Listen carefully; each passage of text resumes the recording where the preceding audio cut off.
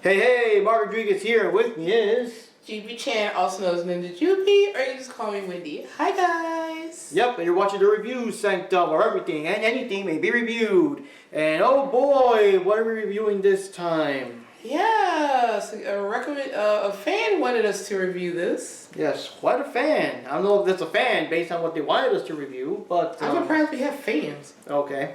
But anyways, they're talking about Dragonball The Magic Begins, which is an older 90s Taiwanese movie based on Dragon Ball. Mm-hmm. And apparently we watched it because the fans said that, trust me, despite how cheesy it is, it's still better than Dragonball Evolution. So we're going to get back to that near the end, our thoughts. Let's go through the movie first, and then we'll say, is it really better than Dragonball Evolution? So it's pretty much follow the story. You got to collect the 7 Dragon Balls, you make a witch, except here they call them Dragon Pearls.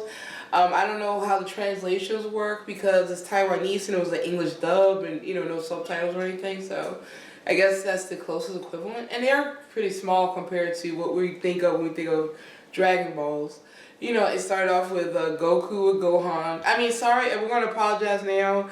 I don't remember their names for this iteration. I remember some. But I'm just going to probably just stick with the names that we know from... the original series. Okay. Yeah.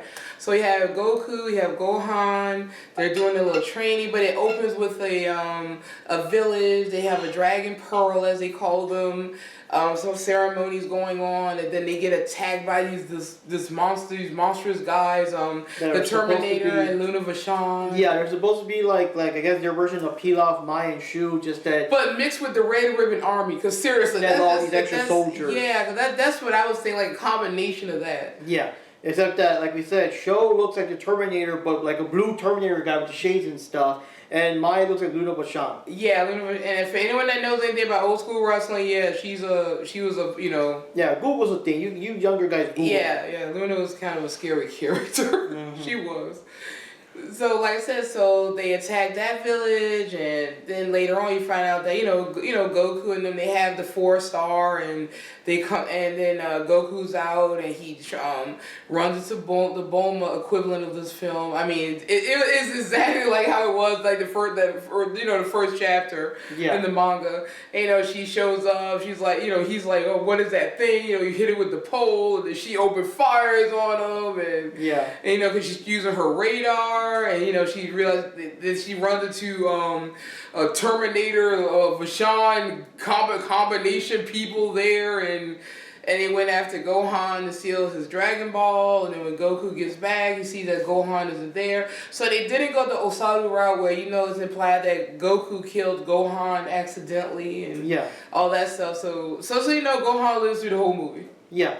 So then they run into Oolong, who's the Oolong equivalent, who is chasing that girl, because the girl's like the last survivor of her village from the opening scene. So I think like her dad and them told her to run, be safe. He will sacrifice his life if he has to protect the Dragon Pearl. So because he sent her away with the mother, but the mother sent her for safety, but she went back for the husband. She got killed too. Yeah. So Oolong is chasing her. It took me a while to recognize that was just a random girl, because Oolong was going after girls in the original. But it was kind of different though, because in the manga version he was just transforming into these handsome guys and lure them that way. He wasn't downright chasing them down and stuff. You know what I mean?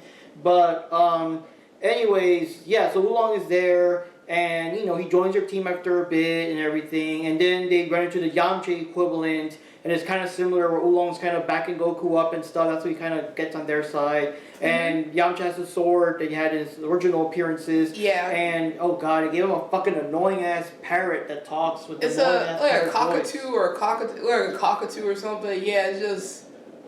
very annoying. Yeah, it was very annoying, and I wish that could have had some kind of transformation or something just to shut it up. Transforms in the series. They could have did that too. Maybe it's a cockatoo then transforms into a boy. There were too many times I wish that it wasn't they swung his sword, he would have accidentally hit the bird. I mean, seriously, that bird was annoying. And then the other thing, we don't know if he's on their side or Yamcha's side. Yeah. The Yamcha equivalent side. Wait, where is he?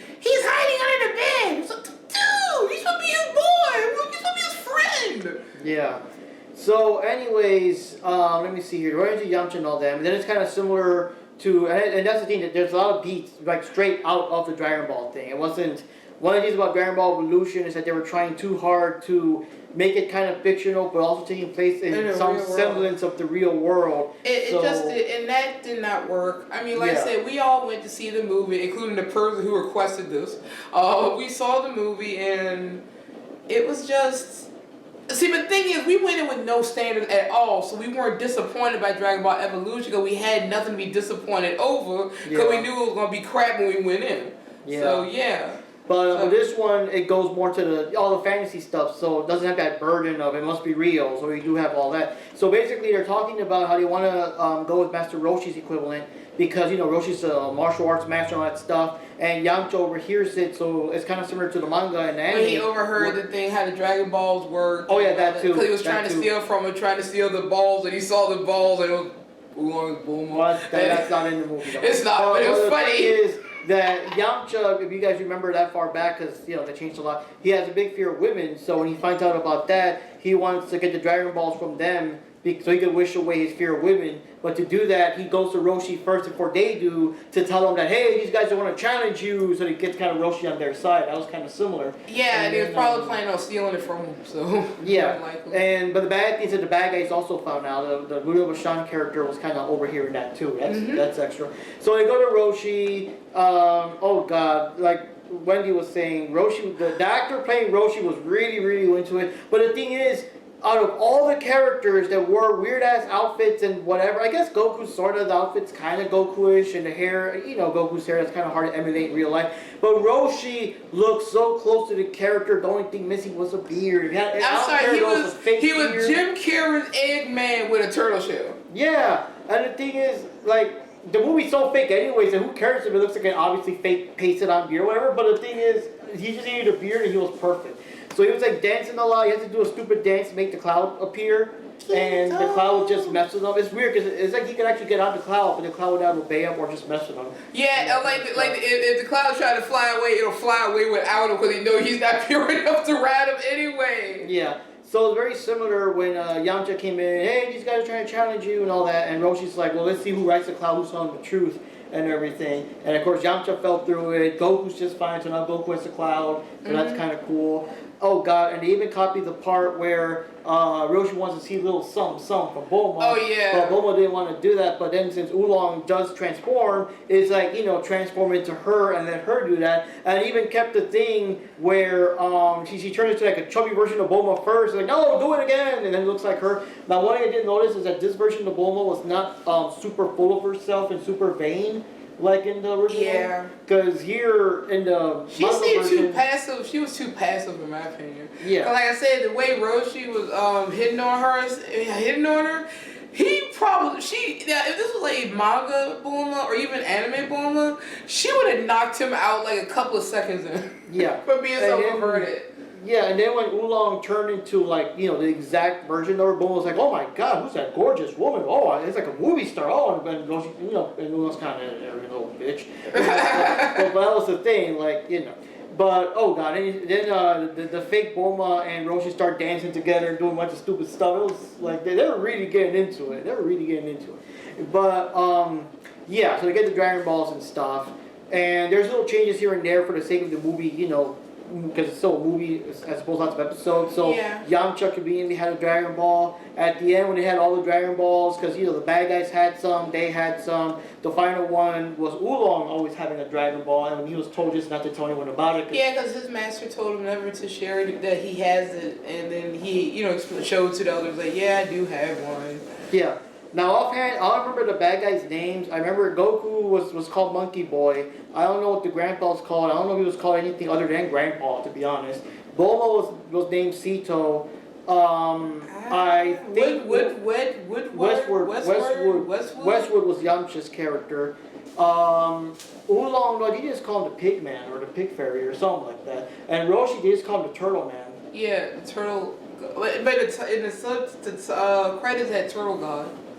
Interesting. Yeah. But then the bad guys, I'm sorry, they only said their names like once or twice throughout the whole movie. I call it Red Ribbon Army ripoff. That's what I call it. Schwarzenegger and Luna Bashan. There we go. And that's the two things I would have done. If they were to redub this again, I would have given, well obviously he's no longer with us, but Gilbert Gottfried would have been the stupid parrot. That would have worked. And just get either Arnold or Arnold impersonator to do the guy. Because I'm looking at it with the shades and the camera angles and stuff, and it's like, that there's more Dragon Balls. I felt like, oh yes, we found a village with 2 more Dragon Balls. We must go get them, Well, when Little Vashon was still around, I would want to hear the voice of her too. Yeah. But yeah, so basically there's a final confrontation. The bad guys all show up. No, actually the bad guys attack the Comet Island because, as mentioned, they overheard them talking about it at the same time the Yamcha equivalent did. So they went to the island, they attacked the island, they blew up the island. Roshi did his little attacks here and there. Yeah. And they blew up his house, so that pissed him off, and they took the Dragon Balls that they had, and then later on they found out Oolong had the last one. Yeah. So now it was like to go after the bad guys. They went to their place, I guess, because they knew that they were coming and all that stuff. Lots of fighting. Oolong actually had pulled out machine guns and grenades out of nowhere. That threw me out of nowhere. I said, why? Okay, he reminded me of Sammo Hung in oh gosh, not Police Story, but yeah, the first Police Story movie. Yeah, that's what he reminded me of a little bit. He reminded me of him. Yeah. With that whole the look and everything, he reminded me of Sammo. So the bad guy showed up, the Pilaf guy showed up, and he reveals that Gohan is still alive, but he's now a hostage and everything. But it's a stupid part. It's like, okay, give me the Dragon Balls or we'll kill him, and then he kicks him away over there, out of harm's way. Yeah, because then he summoned all the people he killed earlier to go after them, so he's probably going to kill the guy anyway. So. Yeah, but that was so weird. It's like, but it hand over the money or she'll die. But then Gohan said, like, even if you give it to him, he's going to kill me. So I guess it was like, oh, why bother? Gohan just said something like that. Yeah, so the bad guy did some kind of weird blue energy field against the hero so they can't escape. But then, like, all the people from the girls' village, and I'm assuming other people's villages, all started coming around and they're surrounded. To attack them. Yeah, started attacking them. So they're all, technically, corpses these were corpses going after them. Yeah. That was kind of weird, kind of dark. I must have missed that chapter of the manga. Yeah, I missed more on Charlie like Rambo too, so I missed that part of the manga too. And that must have been bad for the girl, because her whole father was trying to choke her and stuff too. Yeah, it's like, yeah, I ain't like you anyway. Okay. Oh wait, this ain't Moonwalker, sorry. Okay, so anyways, let me see. So yeah, more fighting and stuff, and Goku defeated the guy at the end. Oh no, they found out. Roshi and Gohan, they came up with an idea. They were saying that he's eating the Dragon Ball. But didn't Piccolo Daimyo do that too?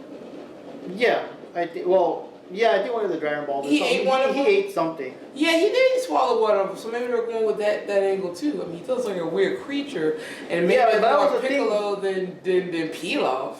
Yeah. It's like they were combining so many things. So maybe they're combining the first arc with the whole Pilaf thing with the first set, the first Dragon Ball adventure, plus all the soldiers. That's like Red Ribbon Army, and the fact that he's a demon. That's like Demon Piccolo. Yeah. So that was the thing. They figured out that he already had like 6 Dragon Balls in his stomach. If you put the 7th together, he'll blow up because that's when the dragon will come out and everything. And I'm like, well why did he eat the 6 Dragon Balls? So he made sure nobody would get them. So when he get them, he probably would barf them.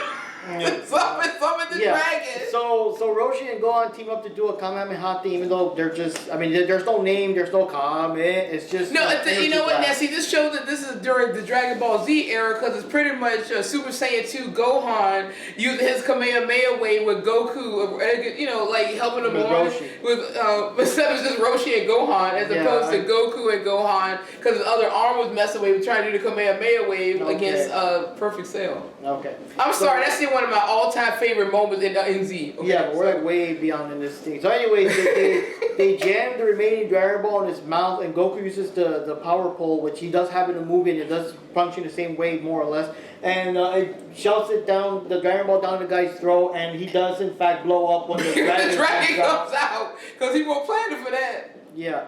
And then they wished for the girls' village to come back and everything. And bring peace to their land and all that stuff. Yeah, so all the people came back to life. But what I love about it is that they before they made the dragon, they made the wish of the dragon. Oh, they put the hand over Roshi and Oolong's mouth when they wished for something stupid or perverted. Underpants. You know? And so so everyone's brought back to life, and then the final thing was like Yamcha's like, hey, I got a wish for the dragon, and Goku's like, what's that? I wish to challenge you. Yeah, well, you're on, and they both kind of fight and everything, so it's kind of cool.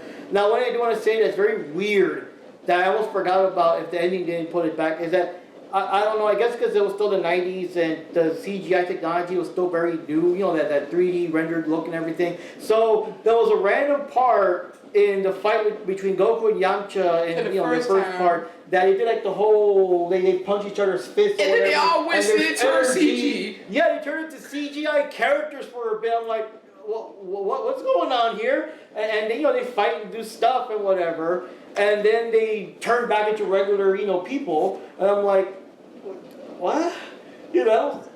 It just came out of nowhere. And the weird thing is that, like, the CGI, they weren't really doing, super fancy flips or effects that the actors couldn't already do. They were already doing flips and shit you know what I mean? Like, it would make sense if the characters only did basic punches and kicks, and then the CGI people start doing backflips and teleports and shit. They were already doing that. And they were doing that earlier on, and I think that's my biggest gripe with this movie, aside from the bird.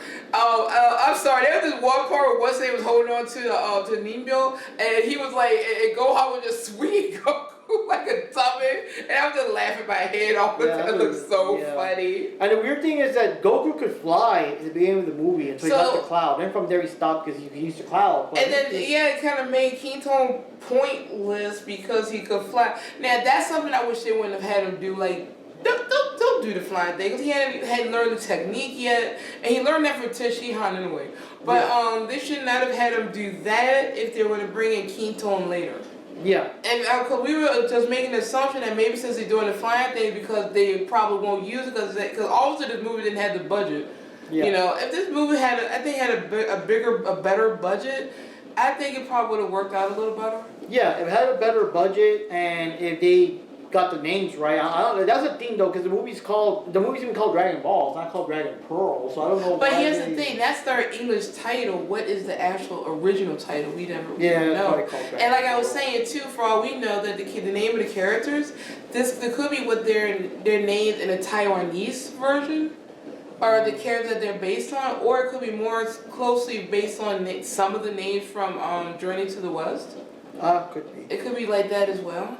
But the other thing too is even the costumes and stuff, because like Roshi, like I said, the outfit, his introductory outfit looks just like the anime. It's just he just needed a fake beard. And Bulma, she does change clothes a lot during the movie. Near the ending, she was wearing a very similar like the purple outfit that she wore. Yeah, it looks like it was very Bulma-ish. And so was of course the first one was very Bulma-ish. Yeah. The one thing that did come up that Wendy brought up is that in the beginning, Bulma was following the Dragon radar to find out where Goku's house was and stuff. And then, like, she just forgot about the rest of the movie. There was so many times, like, where do we find the missing Dragon Ball? Or where do we find it? It's like, you have a radar. Did they take that from you, too?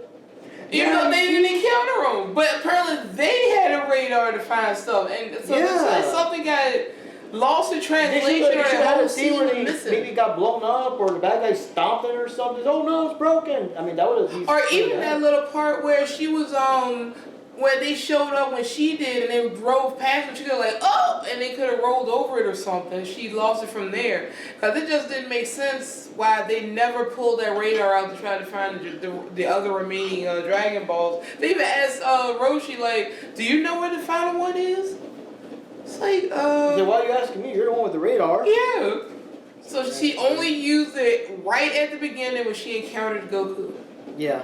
Now, what I do want to say though is that yes, if we go down, here's the part about the comparison to Evolution. I mean, this movie at least copies actual beats from the what do you call it? From the actual anime manga. That whole scene with Goku first, like, finding Bulma, and it's like, you look different from me. Well, yeah, I'm a girl, you're a boy, and all that kind of stuff. And like, all of that was straight out of the series. Yeah. Right there. Yeah, why do you have a butt on your chest? Oh god. They didn't get into that. Yeah, and all of these are Roshi's, little antics and Bulma getting Oolong to take her place and stuff like that, and then yeah, the only difference is it just didn't take place on Mount Pout, was it Chi-Chi's home and all that stuff? Mount Fry Pan or whatever. Yeah.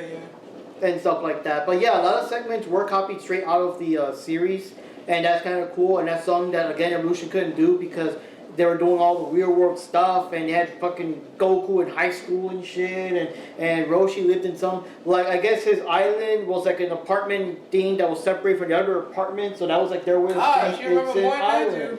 Yeah, I remember bad things. And then Goku with his fucking, what do you call it, hair gel and stuff, trying to slim it down, and then the hair just spikes back up and everything. There was a part he was fighting some random bullies, and he actually slid like upside down across a car because the hair gel to avoid the attacks. It was just a cheesy. They tried too hard, man. Because I guess it was more of the how do we adapt this to the American audience? And don't fuck the American audience. Make it like. How about adapt it from what the source material and just let us make the decision? Yeah, which is why you would want to see a movie in the first place. Yeah. You know what I mean? Like I said, I had no expectations for that movie whatsoever, and that's why I wasn't disappointed when I saw it. I said I can't be disappointed with something I had no faith in to begin with. Yeah. So this one was. It's like playing the lottery and you lose. I mean, you're probably going to lose, so why be disappointed? Yeah. So this one was like that. This one was closer to the series. The only thing holding it back is the bad budget, timeless film and stuff and like that. And little things, and a couple of things here and there that didn't make sense, or like we said, like the radar thing. Like she had a radar, but then all of a sudden she didn't. So yeah, that was whatever. And I like also like how at first it made no sense. Why is Roshi dancing around to get the cloud? But I like how he actually calls it out. Because once Goku got in the cloud and the cloud flies around that Goku wants, he's like, ah, you damn son of a bitch, you're making me all dancing and idiot to call you up. But then with this guy, you just fly around, no problem. So that was kind of I like funny. how Bulma was able to ride on the cloud, but I know like even for the source material, she can only ride it if she's holding on to Goku. Same with Krillin. Yeah. So they were both very, very impure. Yeah. Especially Krillin. Oh, that's why I like with Dragon Ball. Yeah. I like perverted Krillin. No goodness. So anyways, yeah, I mean, it was an entertaining movie. I don't know if I have the stomach to watch it again. I mean, maybe if Johnny visits, if he can stomach it or whatever, but... Well, I will say this. I could rewatch this movie before I rewatch Dragon Ball Evolution because at least this looks like a Dragon Ball movie, like a take on Dragon Ball, like an actual real take on Dragon Ball compared to what Evolution was. It just felt like we're going to do like a teen drama, but we're just going to slap Dragon Ball on it, throw in a green guy and call him Piccolo. Yeah. That was... Yeah, I don't know. And I still like the movie was so bad, like, the actor, I think his name was James Marsden, he had to argue with the people to make Piccolo green. Because who knows what weird ass shit color they were gonna make him originally, but he's only green because the guy, like, dude, I watched the show, like, make the character I'm portraying green or I'm walking, you know what I mean? But that's just how bad it is that had to be brought up at all, you know? But anyways, we're not talking about that one. Yeah. And we're not making a video about that one. But this one, and these are copies beat by beat. The part I liked the most was when Goku first met Bulma, because the whole scene with the car, and, Bulma's shooting them and being surprised he's still alive, and, Goku's like with the stick, like surrounding her, like, whoa, what are you? Are you some kind of witch? Like, all that stuff was like right out of the anime and really manga. like that too. That stuff that if it was a live action portrayal with a better budget or whatever, like, that's something we need to be seeing, like actual, like how it is. You know what I mean? I hate to say it, but the dude playing Roshi, oh my gosh, I love the cheese with that because he was really getting into it. It's like, I'm sorry, he was Jim Carrey as Roshi. Oh my god, they do Dragon Ball, I want Jim Carrey to play Roshi. Oh gosh. Oh boy. And then the other thing too was the only thing that the movie needed though that kind of missed is that they never had Goku learn the Kamehameha. It was just Roshi doing random energy blasts without the, and Goku never saw it, or, oh wow, it was just an attack he did, but there was no gravitas or anything. Because originally had Yamcha explain, oh my god, it's a technique that was mastered for years, all that stuff, and Goku learned it, and all that. So that's the only thing that was kind of down that... and I hate another thing I dislike is, okay, the guy that played Yamcha, he looked way too young to be playing Yamcha. And what I call the kid playing Goku, he reminds me of like I guess an Asian version of Scott Bio. No, geez. You know, Happy Days, Joni the Chachi, and all that stuff. So that's what he makes me think of. It makes me think of him when he was young, when he was on Happy Days. I'm seriously. So that's who he reminded me of. And I told you, it wasn't even remind me of Sammo Hung in some scenes because of the way he was dressed. Oh boy. Alright, so so there we go. That was a review of the movie. It wasn't like as bad. I don't know. I don't know if it counts as so bad it's good, but I do like the scenes that did take liberty out of, like, you know, a real live action version of the anime. Yeah, like I said, I mean the sequences could be a little different, but it still works for the context of the film. Yeah. So I can go along with that. So if you want a cheesy Dragon Ball movie, I would recommend this over Dragon Ball Evolution, because Evolution didn't know what it wanted to be. It just turned into a mess. Yeah, it was just, I don't know. Wait, did Yamcha have a fear of girls in that one too? No, I don't even remember. Yamcha was barely, he barely did anything. He was just there because I guess I just remember the character was there and that's it. Oh, and the other thing with this thing that I think was kind of messed up is that you have the Bulma character with the Yamcha character, and the Yamcha dude, like, he's so definitely afraid of women. It's ridiculous. Yeah. It was like, it's cartoonishly ridiculous. It's like Hanna-Barbera ridiculous. Yeah, it was super obvious here because in the original, like, he was scared of Bulma, but Bulma didn't pick up on that. I guess, I don't know if she ever did pick up on it, to be honest. I don't think she did. It always happened when she was not, like, paying attention. Like, he would react, like, you know, after the fact and stuff. So, yeah. And here, it was like, he was, like, running around. He was doing, like the fast forward, running around and stuff like that, right in front of her. How can Bulma not notice? You know what I mean? Yeah, and in this one, it makes you feel like, okay, what woman touched you inappropriately to have this kind of fear? It's not like, I mean, at least Yamcha in the, for original, is more like, he's just really shy to approach girls, to ask them out and stuff like that. That's fine. It came across as normal. Here, it's like, oh my God, a woman threw me up against a wall and smacked me around or something, and I'm just scared of anything that's female. Yep. But I'm assuming he gets over his fear at the end because he's hanging around with the group. Yeah. And that just went away. But that's kind of like how it happened in the original too. He realized that, hanging around with the group, he lost that weird fear that he had, and he was able to... And he was also able to fight against the Luna Bashan person. Because in the anime, he also froze up if he was fighting female opponents in those early parts and stuff like that. But unless it's a little girl like Chi-Chi. Oh God, yeah. BAM! Oh God, yeah. But anyways, and that was weird though. I mean, the girl was kind of an extra character. She was just there. Yeah, she was just there. I was thinking for a bit that she might have been the equivalent of Chi-Chi, but nah, she was just a random extra character. Yeah. It's kind of like the other Dragon Ball adaptation where they put Snow in there. Snow's that's a character they help for the same similar reason and stuff like that. But yeah. So anyways, guys, this is Mark Rodriguez signing off here. I think we kind of said all the stuff we needed to say. Yeah. And I hope that and the music. I forgot to mention the music. There are some music in the movie that really sounded like it could have worked in the Dragon Ball series. Yeah. Oh God, there was some music that almost sounded like Fatal Fury music. I think the parts where Yamcha running around super fast, or the scared stuff, it sounded like music that could have been in the Fatal Fury, and I mean the first Fatal Fury game. Are you okay? Yeah. Well, Yamcha was not okay. But anyways, guys, we're signing off here. This is Mark Rodriguez signing off, and this is Doobie Channel. So the Doobie, and call me Wendy. See you guys later, and yeah, thanks for this movie there. But I have to agree it is better than Evolution, and I would recommend this 10 times over Evolution, despite the cheesiness, the lack of budget, and Roshi's dancing. And also we have to probably screen our fans before they make more suggestions and everything. Yep. You know what? Kind of sitting there wondering if maybe I was a little bit too, I don't know, too rough, maybe? I don't know, too excessive, with how angry I get at them and stuff like that.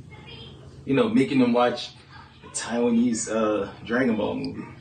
Maybe that was a bit much. Maybe I need to turn over a new leaf and start fresh. Maybe forgive them and all that stuff, Man, please, April Fools. Man, shoot, ain't gonna give me. Man, you're tripping. You're right.